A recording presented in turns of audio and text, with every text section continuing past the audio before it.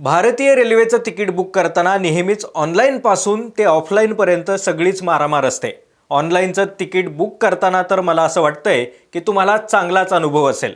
चांगला या अर्थानं म्हटलो की तुम्ही कितीही हाय स्पीड इंटरनेट समोर बसा, काहीही प्रयोग करा, कोणत्याही श्रेणीसाठी तात्काळ विंडो ओपन होताच अवघ्या मिनी सेकंदात सगळी तिकीटं संपली। आहे की नाही गंमत? लहानपणापासून आपण ऐकत आलेलो आत्ता होते गेले कुठं हे कोडं बरोबर इथं लागू होतं। ॲप उघडल्यानंतर ट्रेन सर्च करा, 4 ते 5 स्टेप्स फॉलो करा, मग कॅप्चा टाका, मध्येच एखादा पॉपअप येणार, त्यात स्लो झालेलं लोडिंग असलेलं हे सगळं करूनही हाती काहीच नाही। मग काही जण वेगवेगळे फंडे वापरतात, आधीच प्रवासी माहिती भरून ठेवा, पैसे IRCTC अकाउंटमध्ये टाकून ठेवा वगैरे वगैरे, पण सरते शेवटी हाती पडते ती निराशाच। मंडळी, हे सगळं सांगण्यामागचं कारण म्हणजे भारतीय रेल्वेनं आपल्या नवीन IRCTC वेबसाईटची बीटा आवृत्ती वापरकर्त्यांसाठी लॉन्च केली आहे। www.irctc.co.in/e-ticket असं जर टाईप करून तुम्ही सर्च केलं तर तुम्हाला नवीन वेबसाईटचा लुक बघायला मिळणार आहे। आता तुम्ही म्हणाल हे सर्व ठीक आहे, मात्र याचा फायदा काय? तर फायदा असा आहे की वापरकर्त्याला नवीन वेबसाईटमध्ये एकदम सुटसुटीत माहिती आणि अनुभव घेता येणार आहे। महत्त्वाचं म्हणजे काय तर बीटा आवृत्तीमध्ये 4 प्रमुख सुधारणा करण्यात आल्यात। यापुढे आता अनावश्यक कॅप्चा नसणार आहे, पॉपअपही येणार नाही किंवा मध्येच येणारं एखादं नोटिफिकेशनही नसणार आहे। एवढंच नाही तर एकाच सर्चमध्ये सगळ्या क्लासच्या सीट्स, बुकिंग करण्यासाठी कमीत कमी लागणारा वेळ आणि स्टेप्स हे सगळं वाचणार आहे। त्यामुळे नवीन बदल या बीटा व्हर्जनमध्ये करण्यात आलेत। त्यामुळे प्रवाशांचा मोठा ताण आणि डोकेदुखी देखील वाचणार आहे।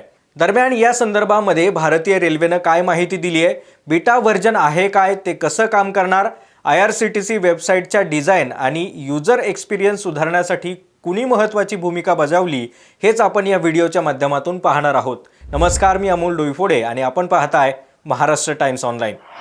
केंद्र सरकारकडून देशामध्ये नवीन IRCTC वेबसाईट तयार करण्यासाठी मोठे बदल केले जात आहेत।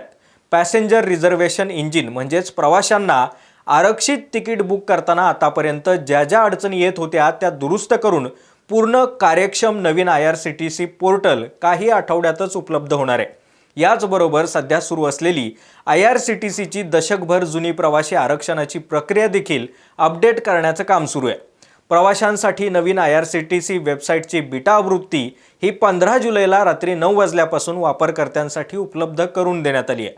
यावर तुम्ही सगळेच वापरकर्ते म्हणून नवीन वेबसाईट कशी आहे, काही अडचणी येत आहे, करण्यात आलेल्या सुधारणांमध्ये आणखी काही वाढ करण्याची गरज आहे का, या सर्व गोष्टींबाबत तुम्ही रेल्वेला अभिप्राय देऊ शकता, ज्यामुळे तुम्हाला ज्या ज्या अडचणी आल्यात त्या सोडवण्यासाठी बदल केले जातील आणि इतर प्रवाशांना याचा त्रास होणार नाही।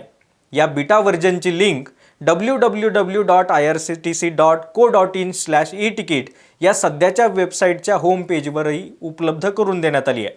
हे सगळं करण्यामागचं कारण काय तर या सगळ्या सुधारणा करण्यात याव्यात अशा सूचना Malaviya national institute of technology Jaipur इथल्या विद्यार्थ्यांनी रेल्वे मंत्री अश्विनी वैष्णव यांच्याशी जेव्हा भेट झाली होती त्या संवादादरम्यान केल्या होत्या। आता हे बीटा व्हर्जन काय काम करतं आणि सुरू असलेली जुनी पॅसेंजर रिझर्वेशन इंजिनची सिस्टीम कशी काम करते हे एकदा समजून घेऊयात। IRCTC वेबसाईटचं हे बीटा व्हर्जन म्हणजेच नवीन सॉफ्टवेअर किंवा वेबसाईटची अंतिम चाचणी आवृत्ती असते। हे पूर्ण तयार झालेलं असतं, मात्र अद्याप सार्वजनिक वापरासाठी पूर्णपणे रिलीज केलेलं नसतं। सोप्या भाषेत सांगायचं झालं तर समजा आपण एखादा व्यवसाय टाकला तर तो एकदमच आपल्यासाठी नवीन असतो किंवा मग आपल्याला त्याबद्दल काही प्रमाणात माहिती असते। अशा वेळी मग काय होतं की जसजसं आपल्याला वेगवेगळे अनुभव येतात, तक्रारी येतात, ते आपण सोडवत जातो आणि मग पुढे प्रगती करत राहतो। तसंच हे वेबसाईटच्या बाबतीत आहे। सध्या ही प्रणाली सर्वांच्या वापरासाठी उपलब्ध आहे, मात्र काही तांत्रिक अडचणी येण्याचीही शक्यता आहे। या बीटा आवृत्तीचं मुख्य वैशिष्ट्य म्हणजे नवीन स्वरूपाचा लूक, सुटसुटीतपणा, आकर्षक आणि आधुनिक इंटरफेस असणार आहे। जुन्या वापरातील अनावश्यक कॅप्चा, पॉपअप्स, चमकणारे ग्राफिक्स हे सर्व आता काढून टाकण्यात आलंय। यातील ज्या महत्त्वाच्या सुधारणा आहेत त्या म्हणजे यापुढे रिझर्वेशन करताना सर्व क्लासेस, उदाहरणार्थ स्लीपर, AC आणि जनरलमधील जेवढ्या जागा उपलब्ध आहेत त्या एकत्रच दिसणार आहेत। बुकिंगसाठी लागणारे स्टेप्स कमी करण्यात आलेत। अगदी कमीत कमी वेळेमध्ये तिकीट बुक करता येणार आहे, त्यामुळे ही सेवा अधिक वेगवान आणि कमी त्रासदायक असणार आहे। सध्याची बीटा आवृत्ती ही पूर्णपणे नवीन पॅसेंजर रिझर्वेशन इंजिनशी जोडलेली नाही, मात्र लवकरच काही आठवड्यांमध्ये पूर्ण नवीन IRCTC पोर्टल हे लॉन्च करण्यात येणार आहे. यानंतर हे बीटा व्हर्जन वापरत असताना किंवा सध्याची वेबसाईट आपण वापरत असताना कसं काम चालतं, आपलं तिकीट कसं बुक होतं ते पहा. प्रवासी आरक्षण इंजिन म्हणजेच भारतीय रेल्वेच्या तिकीट बुकिंगची मूळ आणि मुख्य सिस्टीम आहे. यालाच पॅसेंजर रिझर्वेशन सिस्टम असंही म्हणतात. सोप्या भाषेत सांगायचं झाल्यास आपल्या शरीराची आपल्याला एखादी कृती करायची आहे, तर ती कृती करण्याआधी आपण आपल्या मेंदूला सूचना देतो. त्या मेंदूकडे सूचना गेल्यानंतर मेंदू आपल्या त्या शरीरातील घटकाला किंवा अवयवाला तशा प्रकारची कृती करायला भाग पाडतो. तसंच हे बीटा व्हर्जन सगळं पाठीमागे काम करत असतं. IRCTC वेबसाईट फक्त त्यावरची एक स्क्रीन आहे.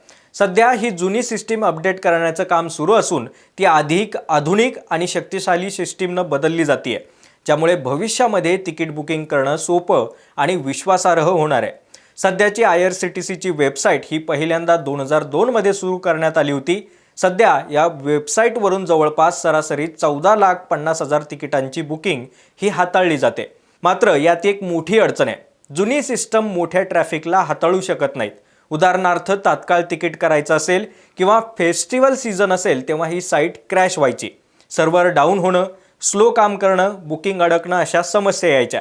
मात्र आता नवीन इंजिनमुळं ही क्षमता 5 पटीनं वाढणार असून 32,000 ते 1.5 लाख तिकीटं ही प्रति मिनिटाला वापरकर्त्यांना काढता येणार आहेत. 140 कोटी भारतीयांसाठी ही सेवा विकसित करण्यासाठी Malaviya national institute of technology Jaipur येथील विद्यार्थ्यांनी महत्त्वाची भूमिका बजावली आहे. या मुलांची जेव्हा रेल्वे मंत्री अश्विनी वैष्णव यांच्याशी भेट झाली होती तेव्हा या सुधारणांबाबत त्यांनी चर्चा केली आणि त्यांच्या कल्पना मांडल्या होत्या. हे सर्व तरुण विद्यार्थी आधुनिक डिजिटल युजर्स असल्यानं त्यांनी आपल्यासारख्या नागरिकांना ज्या ज्या अडचणी येत आहेत त्या युजर्स म्हणून अभिप्राय दिला होता. त्यामुळे वेबसाईट अधिक सुटसुटीत, वेगवान आणि सोपी झाली आहे. एकूणच भारतीय रेल्वेच्या या बीटा व्हर्जनच्या इंटरफेसचा तुम्ही अनुभव घेतलाय का? करण्यात आलेल्या बदलांमध्ये तुम्हाला काही बदल जाणवलेत का? आणि आधी कोणत्या अडचणी येत होत्या याबद्दल तुमचे काय अनुभव आहेत आम्हाला कमेंट करून नक्की सांगा.